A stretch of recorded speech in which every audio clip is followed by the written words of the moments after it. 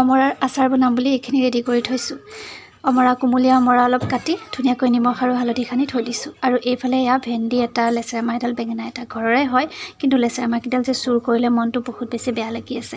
আৰু এইফালে তিতাকেৰেলা আৰু আলু ভাজিবলৈ লৈছোঁ। এইখিনি ভাজি থাকিম, কিন্তু আজিৰ ভিডিঅ'টোত মানে তেনেকুৱা একো ৰেচিপি সম্পূৰ্ণ নেদেখুৱাওঁ। দুপৰীয়া ৰান্ধিবলৈ লৈছোঁ, কিন্তু আজি যে মনটো বেয়া লাগি আছে সেইকাৰণে ভিডিঅ'টো বনালোঁ। আৰু আপোনালোকক কিয়নো মনটো বেয়া লাগি আছে সেই সম্পৰ্কে মই এতিয়া কৈ লওঁ আহক বাৰু। ভিডিঅ'টো চাই থাকক। কেনেকুৱা লাগে? মনটো খুব বেছি বেয়া লাগি আছে, কিয় জানেনে? এইমাত্ৰ দেখুৱাই গ'লোঁ যে এটা ভেন্দি, এডাল লেচেৰা মাহ, এটা বেঙেনা। ইয়াৰ কাহিনীটো ক'বলৈ লৈছোঁ। মানে ঘৰৰ ওচৰত চোৰ এগৰাকী আছে, মহিলা চোৰগৰাকী কোনোবা দিনা যদি চকুৰ সন্মুখত বা হাতেলোতে ধৰা পেলাওঁ নিশ্চয় জনাম। তেওঁ মানে কি কৰে, নিজেও খেতি কৰি নাখায়, লোকেও যদি কৰে খেতিটো হ'বলৈও নিদিয়ে, আৰু কুমলীয়াতে গোটেইবোৰ নষ্ট কৰি পেলাই, আৰু নিজেও নাখায়, আনকো খাবলৈ নিদিয়ে। যদি পুৰঠ হৈছে খাবৰ কাৰণে চুৰ কৰি নিছে তেতিয়াও বেয়া নাপাওঁ, কিন্তু কলিতে মোহাৰি পেলায়। লেচেৰা মাহ আছিল 9ডাল, গোটেইকেইডাল আমি ঘৰত নথকা অৱস্থাত অনিষ্ট কৰি পেলালে।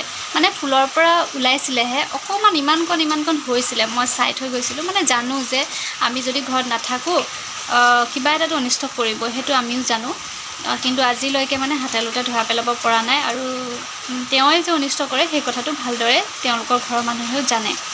গতিকে আমি ক'ৰবাত গ'লে সেইটোৱে আমাৰ চিন্তা হৈ থাকে, আজি বা ঘৰত কি অনিষ্ট কৰিলে। এনেকুৱা মহিলাগৰাকী তেওঁলোকৰ সম্বন্ধীয় হয়।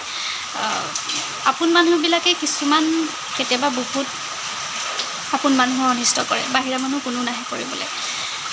এতিয়া লেচেৰা মাহ সৰু বস্তু যিয়ে হওক, নিজেই খেতি কৰিছোঁ, কিবা এটা বাহিৰা বস্তু কিনি নাখাওঁ বুলি, ঘৰুৱা বস্তু খাম বুলি কৰিছোঁ, কিন্তু ইমানেই বেছি অনিষ্ট কৰে, একো এটা বস্তু হ'বলৈ নাপায়। আৰু বেঙেনাটো এটা লাগিছিলে, আনি থৈছোঁ, সেইটো বাৰু ৰাতি নিগনিয়ে খালে, সেইটো বাৰু কথা নাই।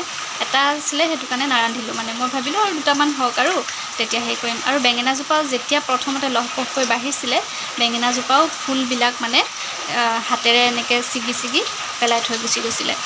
গতিকে বহুত বেয়া লাগে, সেইকাৰণে মনটো বহুত বেছি দুখ লাগে।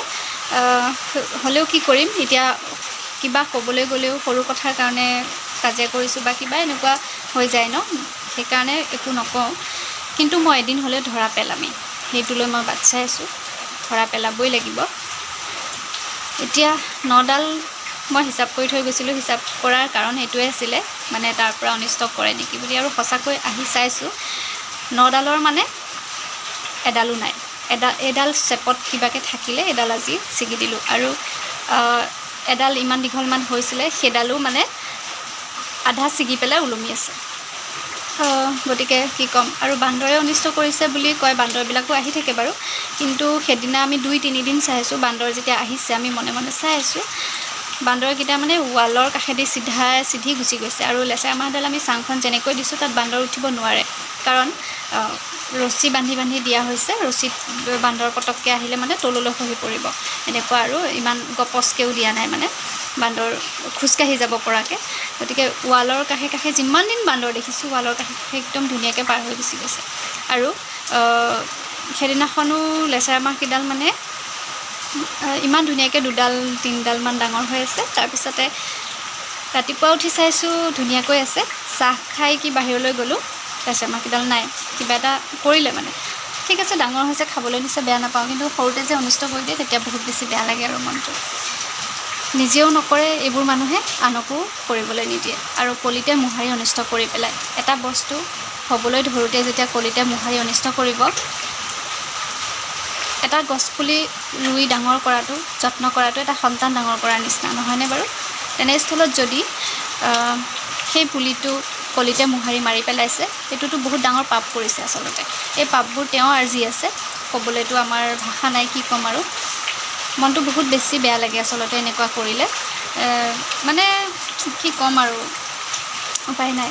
গতিকে থাকক, চোৰৰ চোৰ মন, গৃহস্থৰ এক মন, নহয়নে? চোৰে চোৰ কৰিবই। গতিকে আমি কি কৰিম এতিয়া, উপায়ো নোহোৱা হৈছে মানে।